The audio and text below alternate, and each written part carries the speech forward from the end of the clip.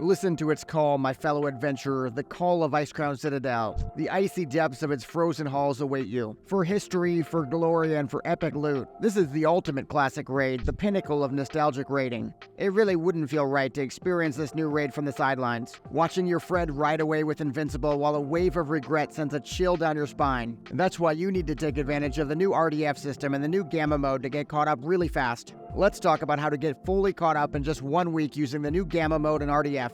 So this topic is extra relevant for me right now because I'm in a situation where I really want to get Shadowmourne on my warrior. The problem is that my warrior isn't anywhere close to raid ready yet. So while I push for server first Lich King on my Resto Druid, I'll also be gearing up my warrior in record speed.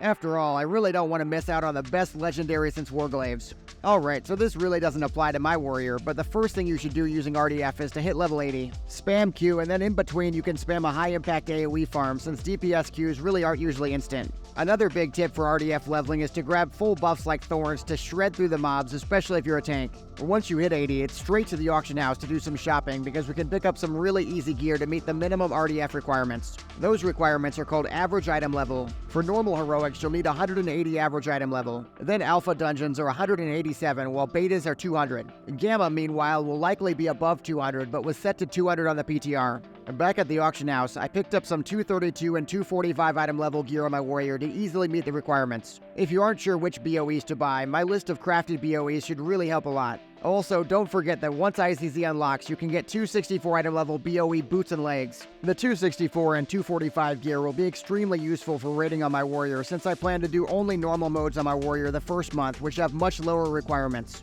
Sure, my druid is aiming for 251 per slot the first week, and I'll be slaying bosses like Putricide. But since Shadowmourne can be acquired in normal modes at exactly the same speed as heroic, it doesn't make sense to hit the progression brick wall on every character. Normal mode ICC just doesn't have the high item level DPS checks, so I'm only going for around 240 average item level on my warrior. That's only about 5200 gear score, but it still feels like an acceptable minimum to shoot for. In between my shopping trips, I'm also going to be hitting Wintergrasp and all the relevant PvP weekly quests. 238 Furious PvP gear is now available purely with honor. That means picking up a 238 weapon like a two-handed axe will only take 2 or 3 Wintergrasp games. 238 weapons are a huge jump up for your gear score, so you should grab them as quickly as you can. You should also subscribe as quickly as you can since time is running out. You have exactly 4 seconds remaining.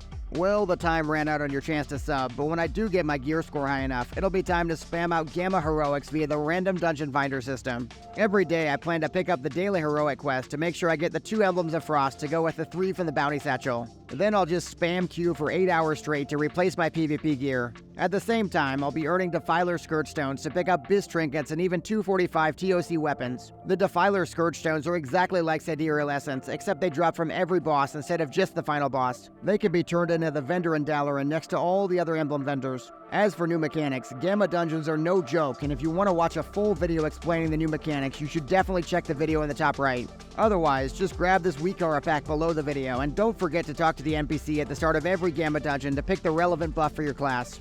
There are 4 buffs to choose from. There's a Shatter Armor, which is a physical DPS buff. Then Rallying Cry gives your crits a chance to cause a 20% haste buff. There's also the Confessor's Wrath buff, which gives you a stacking damage bonus whenever you heal. Supposedly, that's meant to finally give healers a chance to have some fun and do some damage. There's also the Thorn Style buff, which is a must-have for your tank and actually trucks the mobs. Once I've done a bunch of Gamma dungeons and have a good amount of Gamma gear, I'll also be doing the weekly raid quest for 5 more Emblems of Frost. And that's where you go out and you kill a raid boss like Sartharian. It's really easy, and it gets you even closer to that sweet tier 10 gear. Then it's finally time to head into ICC for Ashen Verdict reputation farming. Ashen Verdict is the new rep system in Phase 4, and it's how you get the new 277 item level rings and the new recipes. As for the trash farm itself, it's where you clear out the first 2 rooms over and over again. Each run is about 1000 rep before you reset. My plan on every character is to get the Ashen Verdict Exalted rings the first week.